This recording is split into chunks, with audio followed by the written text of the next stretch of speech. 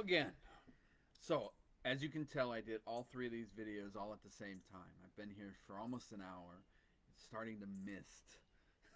Temperatures dropped about 10 degrees. So, we'll do this last video. I hope you've enjoyed this series. Um, Again, I am not the ethics police. I cannot tell you what is right and wrong and morals. I can only tell you my perception and my experiences. So today we're going to talk about serving a community. So serving a community is higher than serving self and serving family. And it's different than selling your services. So serving a community, the community bestows upon you a certain amount of power. And with that power comes responsibility. So if you're the metaphysical healer for your community, then that's the scope at which you should practice for that community. You shouldn't be the manifester. You shouldn't be the psychological therapist. You should be the metaphysical healer. So when your community gives you such a title or such a responsibility, ask for clarity. When you feel that someone's coming to you outside of the scope of that clarity, go back to the community and ask them if they want you to handle that. Be open to their interpretation of what they want you to, how and what they want you to serve. And then recognize that the individual, although they are part of the community, is not the voice of the community. And this is where ethics come in. So, as a shaman of a kindred, my responsibility is first to the kindred, second to the individual. So when an individual comes to me and they want me to help them do shamanic work that directly impairs or harms the community as a whole, I can't do it. Not in that capacity. Because my first responsibility is to the kindred, to the community. Second, to the person. If the person's mental state is toxic to the community has given me the authority to, at my will, do shamanic work to fix that person's condition so that it better serves the community. So, I can lie to the individual when I'm doing shamanic work for my kindred. I can deceive the individual when I'm doing shamanic work for my kindred. Because the individual's needs do not supersede the kindred's needs. But there's a fine line here. So a good example. So a kindred's typically 12 families. And those 12 families stay strong by mingling and keeping their identity confined to those 12 families. And let's say the son of our only blacksmith wants to marry into a different kindred and move off. Well, great. He's making the bloodline healthier by marrying outside the 12 families. Great. But if he moves off, we don't have a blacksmith. That's not so great. If he's the only blacksmith that has been training and apprenticing under our blacksmith, and he wants to leave, he has violated his role to the community. So as the shaman, yeah, I'll help him figure out how to sway this girl to get her to marry him. How to convince her that he's the right one. Without forcing her, without bending her will. But at the same time, I'll make it so she wants to stay with our kindred. That she sees that our home is better than where she's from.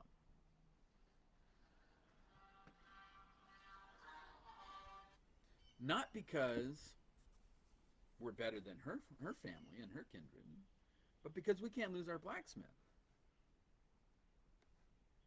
Now, if there's 4 blacksmiths apprenticing under our smith, and one of them wants to marry out of our kindred and move away, that's fine. We've got redundancies. But that's an example, and it's a weak example, but it's an example of when a community worker does something more for the community than they do for the person that came to them. Don't get confused. If you're being paid by the individual, you're no longer working under a community umbrella. So although it's okay for a shaman to lie to an individual to serve the community, the minute that individual pays me, compensates me individually, I'm no longer acting as a community shaman. Now I'm acting as a metaphysical practitioner for that individual. How you deal with that is in video 2. Okay? So this is the key here. And I've used it in my business. I've used it in my community. I belong to several communities. The Swamp One Tribe's a community. My kindred's a community. My township's a community. My family and my wife's family, they're both large enough that they're a community. And then I'm associated with some other kindreds and other tribes. So technically I belong and I have roles in those communities as well. So the minute someone comes to me, oh, and I also have an ancestral community. I have ancestors who come to me and have bestowed powers upon me so that I can help their people.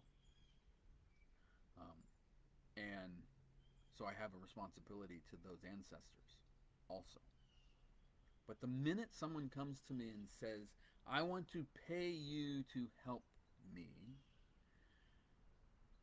I have an open understanding with all the communities I belong to include the ancestral one. If someone is paying me, they're my sole focus. I will do whatever they want as long as it's not morally apprehensible in my eyes. To me. Okay? So, and I won't lie to them.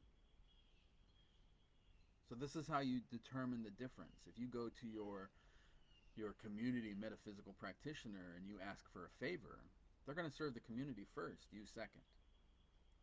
But if you go to the same practitioner and you offer them some form of payment, you create gabo, where now they owe you, then they have a moral responsibility to be honest with you and to help you to the best of their ability, and only you.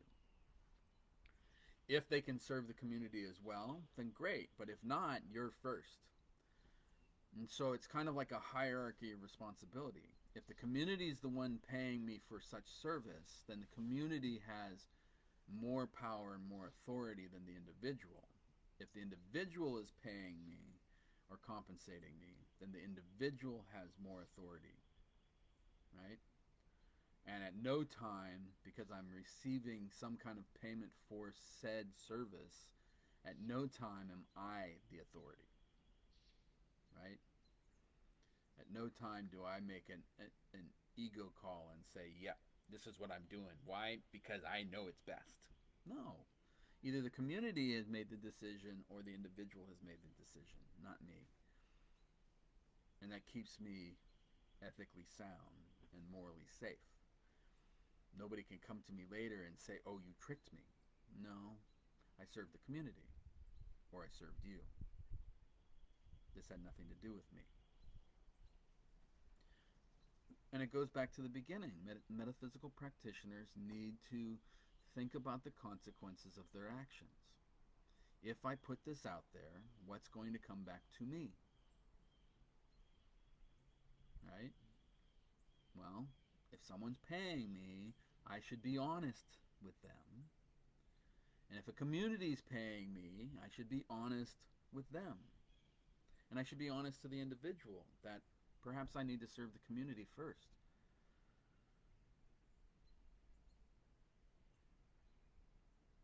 So, in the end, really, what all the books and all the research and the 50 years of experience that I have living on this planet and the 49 years Mama Shaw's had living on this planet, don't tell her I said it.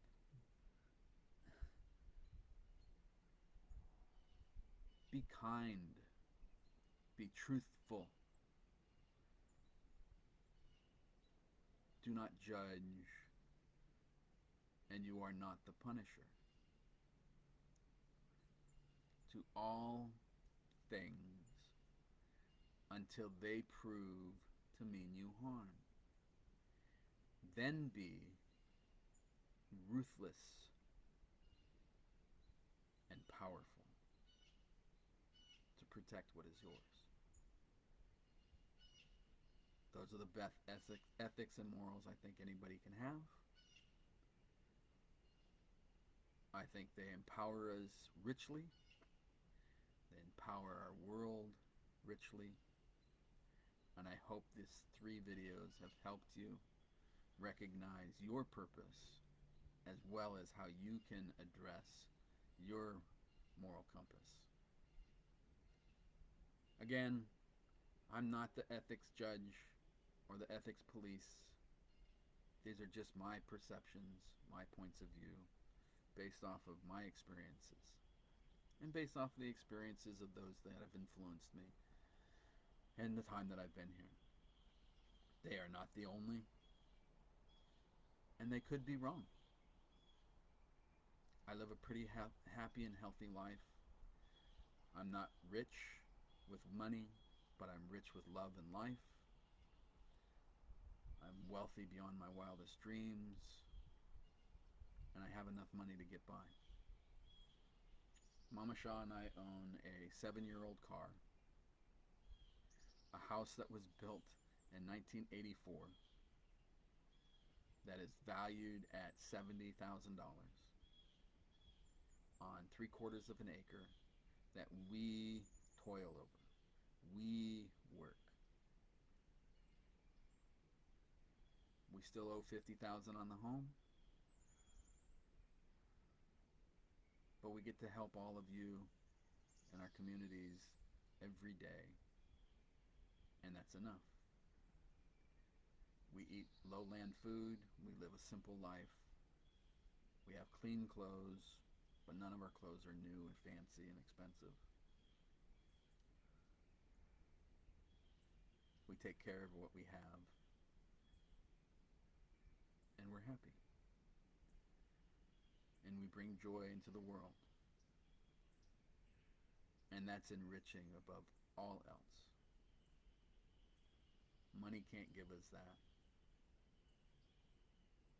If people could drop off chickens and rabbits and meat and eggs and cheese and milk and butter and vegetables, I'd never take a dime from anybody. But it's kind of hard to do when you're on the other side of the world from me. Money just makes it so that we can fix Gabo.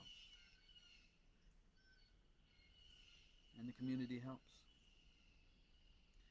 Thank you so much for your respect and for placing me in a position to help you. If I didn't help you, I'm sorry. Perhaps we're not the right fit. I'm one of 8 billion people. Shaw's one of 8 billion people. Together we are 2.